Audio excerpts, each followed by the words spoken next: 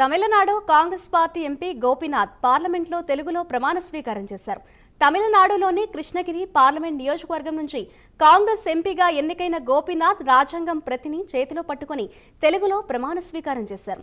గతంలో తమిళనాడు అసెంబ్లీకి పలుమార్లు ఎన్నికైన గోపీనాథ్ తమిళనాడు అసెంబ్లీలో కూడా తెలుగులోనే ప్రమాణ స్వీకారం చేయడంతో పాటు పలు అంశాలపై తెలుగులోనే మాట్లాడేవారు. అసెంబ్లీలో గోపీనాథ్ తెలుగులో అడిగిన ప్రశ్నకు అప్పట్లో ముఖ్యమంత్రిగా ఉన్న జయలలిత తెలుగులోనే సమాధానం ఇచ్చేవారు. సభకు నమస్కారం. కె గోపీనాథ్ అనే నేను భారత పార్లమెంట్ లోక్సభ సభ్యునిగా ఎన్నికైనందున శాసన ద్వారా నిర్మితమైన భారత రాజ్యాంగం పట్ల నిజమైన విశ్వాసము విధేయత చూపుతానని, భారతదేశ సార్వభౌమాధికారాన్ని సమగ్రతను కాపాడుతానని, నేను స్వీకరించబో కర్తవ్యాన్ని శ్రద్ధాశక్తులతో నిర్వహిస్తానని దైవ సాక్షిగా ప్రమాణం చేస్తున్నాను.